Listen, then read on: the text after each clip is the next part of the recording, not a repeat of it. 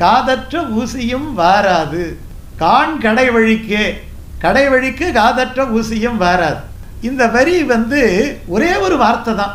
ஒரு வார்த்தை ஒரு மனிதனை மாற்றிவிடும். ரமணரை ஒரு வார்த்தை அப்படியே மாற்றியது.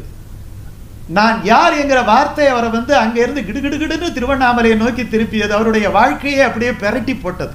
அருணகிரிநாதருக்கு ஒரே ஒரு வார்த்தை தான் அவருடைய சகோதரி சொன்னாள், உனக்கு என்ன பெண் தானே வேண்டும்? நானும் பெண் தானே, உனக்கு பெண்ணு தானே வேணும், நான் ஏன் சகோதரின்னு பார்க்குறேன், நானும் பெண்ணு தானே எடுத்துக்கோன்னு சொன்ன உடனே அதோட அந்த காம இச்சை பிடித்த அருணகிரிநாதர் முருகனுடைய அடியாராக மாறி அந்த ஒரு வார்த்தை தான். அதுக்கு முன்னாடி எவ்வளோ பேசியிருப்பாங்க அவங்க அக்கா. ஆனால் ஒரு வார்த்தை. 16 ஆண்டுகள் திருக்குறுகூர்லே பால் உண்ணாது பழம் உண்ணாது தவம் கிடந்தார் ஒருவர். யார்கிட்டையுமே பேசலை.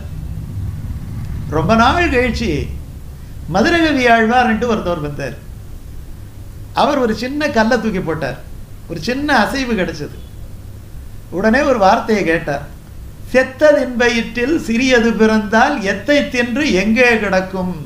செத்ததின் பஞ்சபூதங்களால் ஆனது. இந்த செத்ததின் வயிற்றில் ஏன்னா உடம்பும் உனக்கு சொந்தம் கிடையாதுங்கிறது தான் தத்துவம். எது சொந்தம் கிடையாதுன்னு அது உன் கூட வரலையே, உன் கூட வராதது எப்படி உனக்கு சொந்தமாக இருக்க முடியும்? உடம்பு நம்ம கூட வருதா? அதான் பிடிச்சு அதுதானே இதில் கடைசியாக ப்ரூவ் பண்ண போறாரு. காதற்ற ஊசியம்ங்கிறது இந்த உடம்பை கூட சொல்லுது. அப்ப செத்ததின் வயிற்றில் சிறியது பிறந்தால் எங்கே கிடக்கும்? இந்த உடம்புல இருக்கக்கூடிய பஞ்சபூதங்களாலே ஆன இந்த உடம்புல தான் ஒரு குழந்தையும் பிறகுது. அது மறுபடியும் என்ன பண்ணுது? இங்கே கிடக்கும். அத்தை தின்று அங்கே வினைகளை அனுபவித்துக் கொண்டு வாழ்ந்து கொண்டு இருக்கும். அப்போ செத்ததின் வயிற்றில் சிறியது பிறந்தால் எத்தை தின்று எங்கே கிடக்கும்? எத்தனை பேர் அங்க அந்த கோயிலுக்கு போயிருப்பாங்க. இந்த ஒரு வார்த்தை 4 பிரபந்தங்களை அருளச் செய்தது. அதுக்கப்புறம் தான் வாயை திறந்தார். அது வரைக்கும் யார்கிட்டையும் வாயை திறக்கிறார். அப்ப அந்த வரியானது அவருடைய உணர்ச்சியையும் உயிரையும் தூக்கி நிறுத்தியது. நான் யார் என்கிற வார்த்தை ஒருவரை திருவண்ணாமலையை நோக்கி திருப்பியது. நானும் பெண்தானே என்கிற வார்த்தை அருணகிரிநாதரை முருகனுடைய அடியாராக மாறி திருப்புகழை பாடச் செய்தது. செத்ததின் வயிற்றில் சிறியது பிறந்தால் என்ற வார்த்தை இருக்குதல்லவா, அந்த வார்த்தையானது நம்மாழ்வாரை 4 அற்புதமான வேதத்துக்கு நிகரான பிரபந்தங்களை சொல்ல வைத்தது. அதே மாதிரி கூரத்தாழ்வான் என்று ஒருத்தவர் இருக்கிறார். அந்த கூரத்தாழ்வான் என்ன பண்ணுவாருன்னா, ராத்திரியெல்லாம் வர்றவங்க போறவங்களுக்கெல்லாம் சாப்பாடு போட்டுக்கிட்டே இருப்பார். அவ்வளோ பெரிய தனவந்தர். சாப்பாடு தான் போட்டார் அவர். காஞ்சிபுரத்தில் கூரம் என்கிற தேசத்தில் அவர் பெரிய கதவு மணிக்கதவை வச்சிருக்கிறார். எல்லாரும் சாப்பிட்டாங்களா அப்படின்னு தெரிஞ்சுக்கிட்டு இனிமேல் சாப்பிட்றதுக்கு ஆளே இல்லை அப்படின்னு நல்லா கன்ஃபார்ம் பண்ணிக்கிட்டு அந்த கதவை அடைப்பார். அடைக்கும் பொழுது அந்த மணி சத்தம் கேட்கும். காஞ்சிபுரத்தில் திருக்கச்சி நம்பிகள் ஒருத்தவர் இருக்கிறார். அந்த திருக்கச்சி நம்பிகள் பெருமாள் கூடயே வாயாடக்கூடியவர், பேசக்கூடியவர்.